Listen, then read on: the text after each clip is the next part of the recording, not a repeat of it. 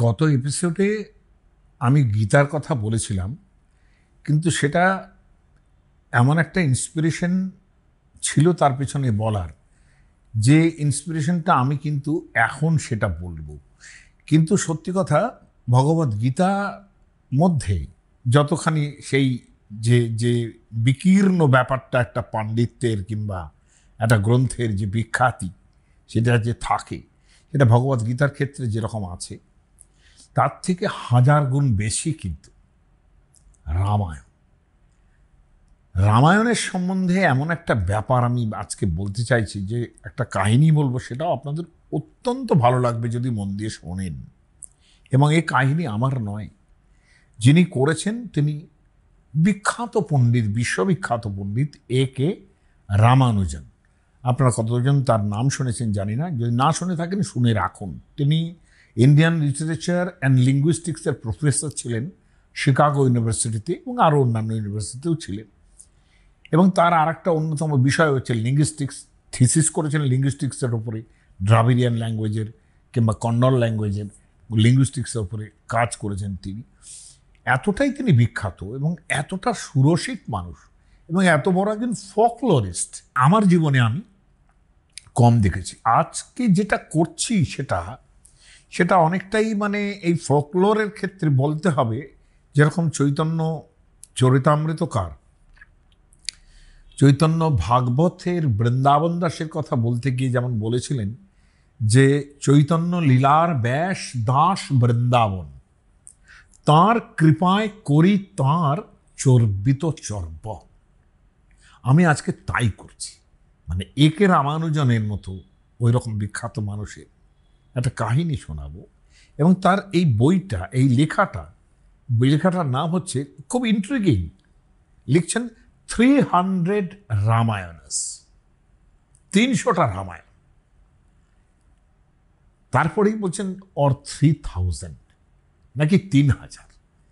তার মানে 300 না 3000, এই জিনিসটা রামায়ণের সম্বন্ধে বলার পর স্বাভাবিকভাবেই সেই প্রশ্নটা আসে যে রামায়ণ কাব্যটা, মহাকাব্য এতটাই বিখ্যাত হয়েছিল যে গত 2000 বছরের অন্তত পক্ষে দশম শতাব্দীর মধ্যে, দ্বাদশ শতাব্দীর মধ্যে প্রায় অন্তত 300 রামায়ণ লেখা হয়ে গেছে অন্তত।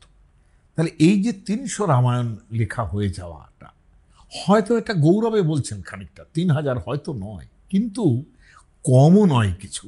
এবং সেটা অদ্ভুত একটা কাহিনী বলে তিনি প্রকাশ করছেন, সেটা আমি পড়ছি আপনাদের কাছে। তার প্রবন্ধের বিষয়বস্তু কি বলতে চান এই কাহিনীটা বলার পর সেটা পরে বলছি। বাস্তবটা, তিনি গল্পটা কি দিয়েছেন সেটা শুনুন। মানে সংস্কৃতে বাল্মীকি রামায়ণ শতাব্দীর পর শতাব্দী চলার পর, এবং যেহেতু স্কুলে অনুবাদ সাহিত্যের মধ্যে বলা হতো যে কৃত্তিবাসী রামায়ণ, স্কুলে যখন সাহিত্যের ইতিহাস পড়েছি অনুবাদ সাহিত্য বলে বাংলার লোকেরা ধরেছেন, কিন্তু এটাকে অনুবাদ সাহিত্য মোটেই বলবেন না। Krittivasi Ramayan it's a creation, rather recreation বলা উচিত, রিক্রিয়েশন বলা উচিত। এত তার মধ্যে মধুরতা আছে, যারা কৃত্তিবাসী রামায়ণ পড়বেন সেটা তারা বুঝবেন। হ্যাঁ, আমি এই শুধু বাঙালির কৃত্তিবাসী রামায়ণ নিয়ে কথা বলছি না, কথা বলতে যেটা চাইছি তার কাহিনীটা আগে শোনাই। সেটা হচ্ছে, কাহিনীটা এইরকম: রাবণ বধের পর রামচন্দ্র যখন অযোধ্যায় রাজা হয়ে বসেছেন, ওই রকম এক সুখের দিনে রামচন্দ্র যখন রাজ সিংহাসনে বসে আছেন, তখন তার হাতের আংটি অঙ্গুরীয়, হ্যাঁ, সেটা সম্পূর্ণ বেখেয়ালে, মানে আঙুল থেকে বার হলে একবার তিনি বার করছিলেন আর ঢোকাচ্ছিলেন, এরকম তো অনেক সময় আমরা করি, আংটি নিয়ে এই ছেলে খেলাটা আমরা করি, আবার লাগাচ্ছেন এইরকম হয়ে, এই আংটিটা হঠাৎ হাত কুশকে নিচে পড়ে গেল, এবং আংটিটা গড়িয়ে গিয়ে যেই মুহূর্তে ভূমি স্পর্শ করলো সেখানে একটা ফুটো হয়ে গেল। অর্থাৎ আংটিটা যে পড়লো, সেই আংটিটা ভূমি স্পর্শ করার সঙ্গে সঙ্গেই সেখানে একটা মাটির মধ্যে ফুটো হয়ে গেল, এবং আংটিটি সেই ফুটো দিয়ে যে কোথায় চলে গেল তা ওপর থেকে কেউ ঠাহর করতে পারছেন না, রামচন্দ্রও না। এই অবস্থায়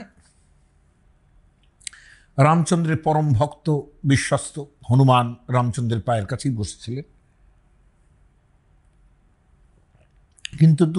কিন্তু আংটি পড়ে যাবার ঘটনাটা এমনই আচমকা এবং দ্রুত ঘটে গেল যে তার পক্ষে হকচকিয়ে ওটা ছাড়া আর কোনো কিছুই করা সম্ভব ছিল না।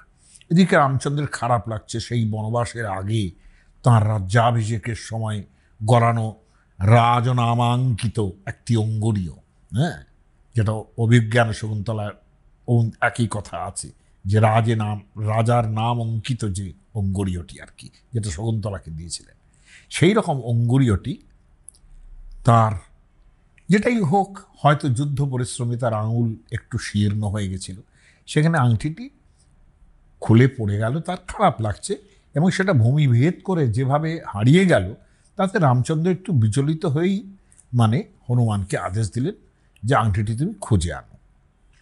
হনুমানের সুবিধে কি? হনুমান বড় হতে পারেন, সেটা দেখা গেছে সেই সুন্দরকাণ্ডে তিনি যখন লঙ্কায় ওই সাগর পার হচ্ছেন, বিশাল 100 যোজন তার চেহারা হয়ে গেছিল। আবার তিনি ছোটও হতে পারেন। কৃত্তিবাসী রামায়ণতে আছে যে তিনি মাছির মতো একটা জায়গায় ঢুকে গিয়ে রাবণের একটা পুঁথি ছিল, ব্রহ্মাস্ত্রের পড়ার পুঁথি, সেই পুঁথির পাতা চেটে দিয়ে এসেছিলেন। এসব কৃত্তিবাসে আছে। যাই হোক, এখন এই যে বড় হতে পারেন, ছোট হতে পারেন, এটা তার সুবিধে। অর্থাৎ এমনিতেই তত্ত্বগত দিক থেকে তিনি বিরাটের থেকেও বিরাট হতে পারেন, আবার ক্ষুদ্রের চেয়েও অতি ক্ষুদ্র হতে পারেন। সেই হনুমান সে আংটির চেয়েও ছোট হয়ে আর কি, ফুটোটা যেরকম ছিল তার থেকেও ছোট হয়ে সেই মাটির ফুটোর মধ্যে ঢুকে পড়লেন। প্রবেশ করার পর হনুমান চলছেন তো চলছেনই, কিন্তু কোনো তল পাচ্ছেন না। হঠাৎই ঢপ করে একটা পড়ে গেলেন, একটা তল পেলেন যেখানে, সেটা আসলে কিন্তু পাতাল, একেবারে এত তলায় চলে গেছেন তিনি। আর হনুমান সেখানে ছোট অবস্থায় আছেন, পরে খুব ভালো করে স্থির হয়ে দাঁড়াতে পারলেন কোনো রকমে। সেখানে কিন্তু অনেক মেয়েরা ছিল, যেখানে হনুমান পড়লেন গিয়ে সেখানে অনেক মেয়েরা ছিল। তারা সবাই একেবারে ওই ছোট অবস্থায় নেই তিনি তখন, যে একেবারে আংটির ক্ষুদ্রতায়, আর একটু বড় হয়েছেন আর কি, কিন্তু বেশি বড় করছেন না নিজেকেই। ওই অবস্থায় মেয়েরা যারা ছিল তারা দেখতে পেল তাকে, তারা খুব মজা পাচ্ছে এবং বলা বলি করছে, দেখো সবাই কি ছোট্ট একটা বানর, যেরকম এখনকার দিনের মেয়েরা ওই কি কিউট, এরকম একটা ভাষা আর কি, হ্যাঁ, কি ছোট্ট একটা বানর, কি মজা লাগছে, এরকম দেখছে এই বানরটা এদিক ওদিক হাঁটছে বেড়াচ্ছে এরকম। তো মজা দেখতে দেখতে এরকম 2-1 দিন গেল। তো মেয়েরা ভাবলো হনুমানটাকে রেখে একটা জ্যান্ত পুতুল খেলার একটা স্বাদ 2-1 দিন মিটতেই তারপর তারা ঠিক করলো যে আমাদের তো এখানে ভূতের রাজা আছেন, সেই ভূতের রাজা যিনি আছেন তিনি ছোট্ট ছোট্ট প্রাণীর মাংস খেতে খুব ভালোবাসেন। অতএব তারা কি করলো যে তার সঙ্গে নিজেরাই ঠিক করলো তার সঙ্গে খাবারের সঙ্গে এটা সাজিয়ে দিতে হবে এই হনুমানকে। এখন মেয়েরা একটা থালার মধ্যে একদিন শাক সবজি, রাতের খাবার ডিনার হচ্ছে আর কি, শাক সবজি নানান রকম সব জিনিস নিরামিষ আহারের সঙ্গে, হ্যাঁ, একদিকে কিংবা মাঝখানে হনুমানকে সাজিয়ে রাতের খাবার খেতে দিল সেই ভূতের রাজাকে। এদিকে পাতালেই যখন এই ঘটনাটা ঘটছে, এ কথাটা মনে রাখুন কিয়ন পর্যন্ত হলো, হ্যাঁ, হনুমান এবার সেই থালায় সাজিয়ে পৌঁছলেন ওই পাতালের ভূতের রাজার কাছে। এই পর্যন্ত মনে রাখুন।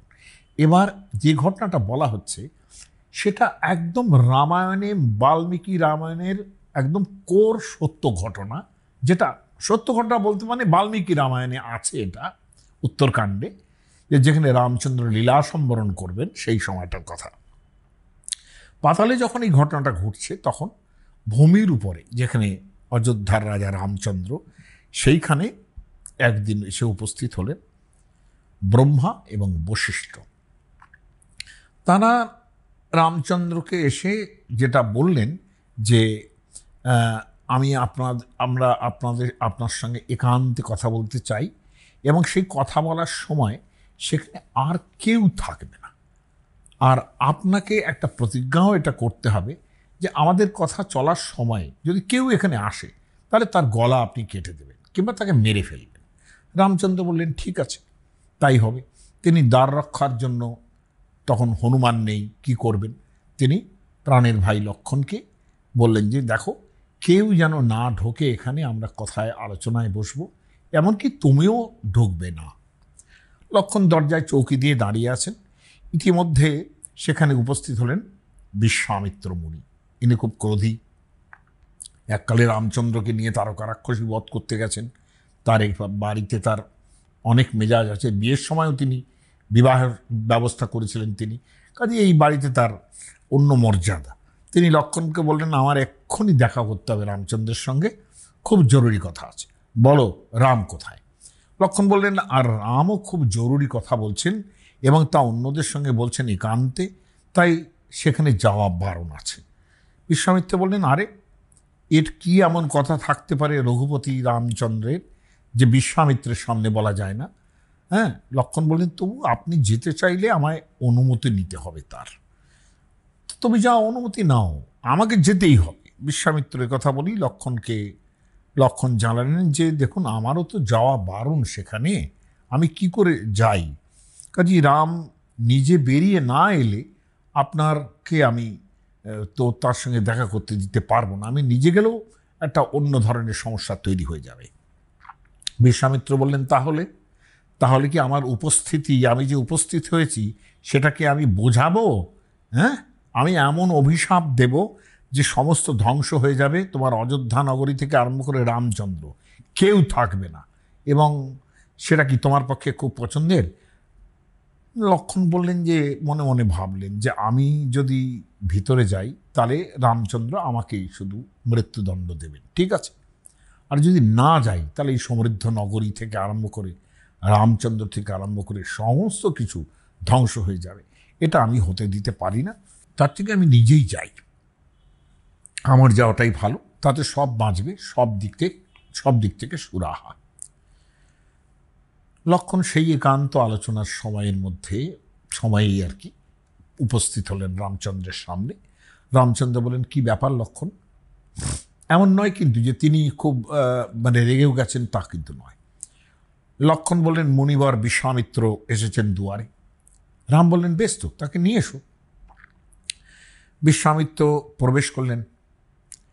আসলে ব্রহ্মা এবং বশিষ্ঠ আগে যে এসেছিলেন, তারা রামচন্দ্রের সঙ্গে যে কথা বলছিলেন সে একান্ত কথা তখন শেষ হয়ে গেছে, এবং সেই কথার মধ্যে যেটা ছিল সারমর্ম, ব্রহ্মা এবং বশিষ্ঠ বলতে এসেছিলেন রামচন্দ্রকে, বলছেন যে অনেক দিন হয়ে গেছে, এবার আপনার লীলা সম্বরণের সময় হয়ে গেছে, এবার আপনাকে চলে যেতে হবে এই পৃথিবী ছেড়ে, আর বেশি দিন আর থাকা চলবে না। এই পৃথিবীতে যা যা কাজ, যা একজন অবতার পুরুষের করণীয়, ভূভার হরণ থেকে আরম্ভ করে সব কিছু, সব আপনার হয়ে গেছে, সব আপনি করে ফেলেছেন। এখন রামরাজ্য প্রতিষ্ঠিত হয়েছে, আপনি সেখানে শাসন করছেন। এবার এই অবতার স্বরূপ আপনার, সেটা প্রত্যাহার করে ফেলার সময় আসন্ন হয়ে গেছে। আপনি চলুন এবার ঊর্ধ্বলোকে, এবার দেবতাদের নেতৃত্ব দিতে হবে আপনাকে, আপনি তাদের পরামর্শ দেবেন, এই মর্ত্যলোকে আপনার আর সময় নেই, এবার আপনাকে চলে যেতে হবে।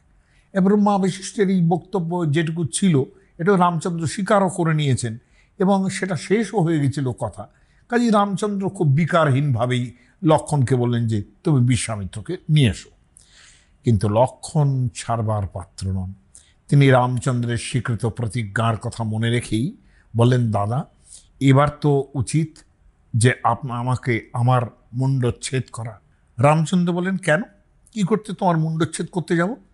আমাদের একান্ত গোপন কথা সব শেষ হয়ে গেছে, তা কোনো কথাই বাকি নেই, কাজে তোমার দোষই হয়নি কিছু, খামোখা আমি তোমাকে হঠাৎ গলা কাটতে যাবো কেন?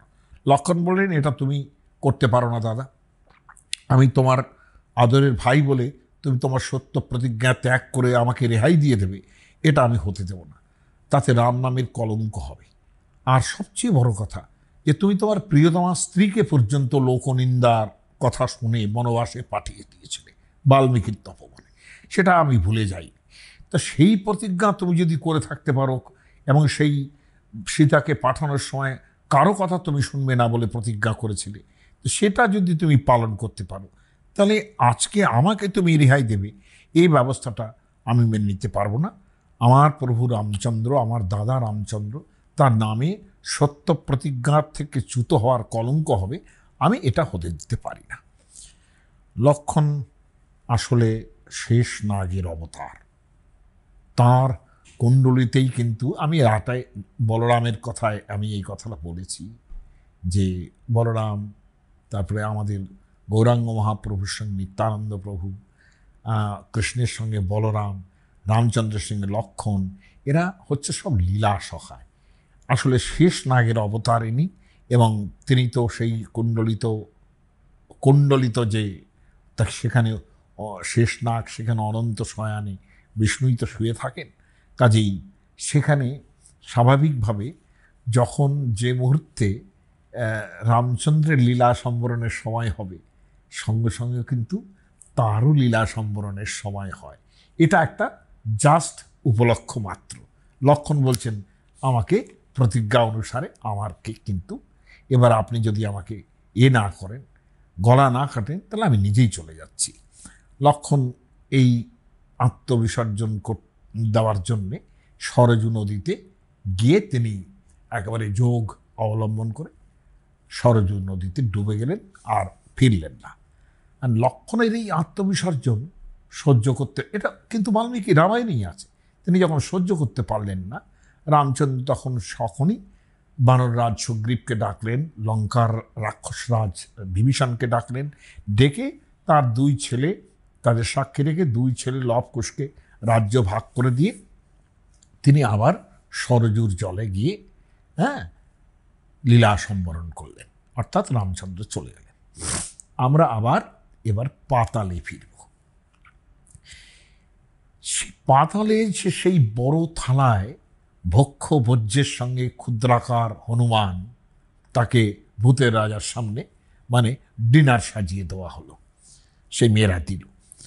হনুমান এখনই কোনো শক্তি ক্ষমতা দেখানোর কথা ভাবছেন না, ভাবছেন আংটিটা উদ্ধার করতে হবে, তো কিভাবে করি সেটা বুঝি। সেই ভূতের পাতে বসে, অর্থাৎ খাবার থালায় বসে অনর্গল তিনি রাম নাম করে যেতে লাগলেন। ভয়ও পাচ্ছেন যে কি খেয়ে ফেলবে রাক্ষস, কি করবো না করবো, রাম রাম রাম রাম করে যাচ্ছে। ভূতের রাজা হনুমানের দিকে তাকিয়ে বললেন যে কে হে তুমি, কোত্থেকে এসছো, এরকম রাম রাম বলে চেঁচিয়ে যাচ্ছ? হনুমান বললেন আমি হনুমান। এখন সেই ভূতের রাজা বললেন যে তা তুমি এখানে এলে কি করে? হনুমান বললেন আমার প্রভু রামচন্দ্রের হাতের আংটিটা হঠাৎ করে খসে পড়ে গেল, সেটা পড়ে যাওয়া মাত্রই মাটির মধ্যে একটা ফুটো হয়ে গেল, তা আমি সেই ফুটোর মধ্যে দিয়ে এখানে সেই আংটি খুঁজতে এসেছি, সেই জন্যেই আমার এখানে আসা। আংটিটা আমার চাই, কোথায় আছে আপনি যদি বলে দেন। ভূতের রাজা একটু চুপ করে থাকলেন, চুপ করে থাকে এদিক ওদিক তাকিয়ে হনুমানকে সঙ্গে নিয়ে একটা বিরাট থালার সামনে এসে দাঁড়ালেন। একে রামানুজন তিনি এটা ট্রান্সলেশন করেছেন প্ল্যাটার, একটা বড় একটা থালার মধ্যে, সেখানে একই রকম দেখতে, একই আদলের, একই রাম নামাঙ্কিত হাজার হাজার আংটি পড়ে আছে সেই থালাটার মধ্যে রাখা আছে। সেখানে ভূতের রাজা হনুমানকে বললেন এই থালার মধ্যেই তোমার প্রভু রামচন্দ্রের হারিয়ে যাওয়া আংটিটাও আছে, এবার তুমি খুঁজে বার করে নাও কোনটা তোমার প্রভু রামচন্দ্রের আংটি, বার করো। তুমি তো তোমার প্রভু রামচন্দ্রের আংটি খুঁজতে বেরিয়েছ, সেটা বার করে নাও। থালার উপরে একই রকম সব আংটি দেখে হনুমান সম্পূর্ণ বিভ্রান্ত এবং কিংকর্তব্য বিমূঢ় হয়ে ভূতের রাজার দিকেই তাকালেন এবং বললেন, অবাক বিস্ময়ে বললেন যে আমি সবগুলো তো সব একই রকম দেখতে, কোনোটার অন্য রকম নেই, সবই রাম নামাঙ্কিত, সবই একই সাইজ, আমি কেমন করে খুঁজে বার করবো এর মধ্যে থেকে, আপনি হেল্প করুন, কোনটা আমার প্রভু রামচন্দ্রে? ভূতের রাজা এবার হনুমানকে আশ্বস্ত করে বললেন এই যে বিশাল থালার মধ্যে যতগুলি রাম নামাঙ্কিত আংটি আছে, অর্থাৎ রামের ছাপ্পা মারা আংটি আছে, রামচন্দ্র ততবারই এসেছেন এই পৃথিবীতে, এই ধরাধামে, এবং ততগুলি রামও যুগে যুগে এসেছেন লীলা করতে। এই যে তুমি হনুমান, তুমি যখন উপরে ধরাধামে ফিরে যাবে তখন দেখবে তোমার প্রভু রামচন্দ্র আর সেখানে নেই। তিনি লীলা সম্বরণ করে চলে গেছেন বৈকুণ্ঠ ধামে।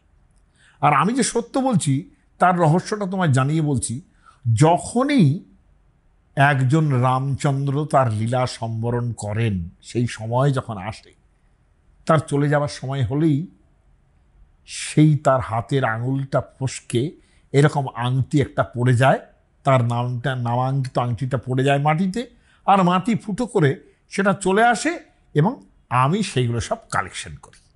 সমস্ত আংটি আমি ওই জন্য জমিয়ে রেখেছি। তো যতগুলো তুমি দেখছো, তুমি গুনতেও পারছো না, ততগুলো রাম কিন্তু আগে হয়ে গেছে। এই ব্যাপারটা কিন্তু তুমি মাথায় রাখো। এবার তুমি ফিরে যাও, ফিরে গিয়ে দেখো আমি যা বলছি সব সত্য কিনা। তোমার রামকে তুমি আর পাবে না। সেই হনুমান ফিরলেন এবং গিয়ে দেখলেন সে রামও নেই, সেই অযোধ্যাও নেই, অন্যরকম হয়ে গেছে অযোধ্যা, কুশলভ রাজত্ব করছেন ইত্যাদি। এইখানে একে রামানুজন গল্প শেষ করে বলছেন যে এই অসামান্য কাহিনী, ফকলোর, একেবারে রামায়ণের কাহিনীর সঙ্গে মিশ্রিত হয়ে এই কাহিনী তৈরি হয়েছে। তার উদ্দেশ্য একটাই, যে প্রত্যেকটি রামের জন্যেই যেন একটি করে রামায়ণও আছে। তার যেমন আংটি আছে, সেরকম প্রত্যেকটা রামচন্দ্রের জন্য একটা করে রামায়ণও আছে। বস্তুত এটা মানে এই কথার ভাবার্থ হচ্ছে এই যে বাল্মীকির রাম এবং রামায়ণের প্রভাব এত বেশি যে রামায়ণ রচিত হবার পর 2000 বছর ধরে যত রামায়ণ এই দক্ষিণ পূর্ব এশিয়া এখানে রচিত হয়েছে, আমি সাউথ ইস্ট এশিয়া বলছি এই কারণে যে সেখানে একটা পৃথক রামায়ণ কারও নেই, এটা হতে পারে না। প্রত্যেক প্রদেশের রামায়ণ আছে। মূল বাল্মীকি রামায়ণ ছাড়া সংস্কৃতেই অন্তত 25-30টা রামায়ণ আছে, আনন্দ রামায়ণ, অধ্যাত্ম রামায়ণ ইত্যাদি। এরকম আর অন্য ভাষায় ইন্দোনেশিয়ান, আমি নিজে দেখে এসেছি ইন্দোনেশিয়ায় রামায়ণ, তারপরে মানে সেখানে রামলীলা কীরমভাবে পাঠ হয়, মানে রামলীলা হয় সেখানে, এবং থাইল্যান্ডে দেখে এসেছি আমার নিজের অভিজ্ঞতার মধ্যে। কিন্তু ইন্দোনেশিয়ান রামায়ণ আছে, সেখানে আমাদের বাল্মীকি রামায়ণের সঙ্গে কোর জায়গায় মিল থাকলো, আবার অনেকটাই অমিল, তার দেশজ সমস্ত ব্যাপারগুলো এসে গেছে সেখানে। থাইল্যান্ডে থাই রামায়ণ আছে, বালিনিজ রামায়ণ আছে, কাম্বোডিয়ান রামায়ণ আছে, চাইনিজ রামায়ণ আছে, লাওসিয়ান রামায়ণ আছে, মালয়েশিয়ান রামায়ণ আছে, জাপানিজ রামায়ণ আছে, টিবেটান রামায়ণ আছে। তাছাড়া আমাদের প্রদেশ ওড়িয়া রামায়ণ, বাঙালির কৃত্তিবাসী রামায়ণ, কন্নড় রামায়ণ, গুজরাটি রামায়ণ, কাশ্মীরি রামায়ণ, মানে খোটানিজ রামায়ণ আছে একটা, খোটানি, তামিল রামায়ণ, তেলেগু রামায়ণ, মারাঠি, নেপালি, সাঁওতালি এবং অবধি ভাষায় তুলসীদাসী রামায়ণ। এমন কোনো ভারতীয় ভাষা নেই। এবং সাউথ ইস্ট এশিয়া, বালি, জবদ্বীপ, জাভা, সব জায়গায় একটা করে রামায়ণ আছে। রামানুজন এই অসামান্য কাহিনীর দিয়ে বলবার চেষ্টা করেছেন যে রামায়ণ কটা, 300টা না 3000টা। এতটাই রামচন্দ্রের প্রভাব, এতটাই রামায়ণের প্রভাব।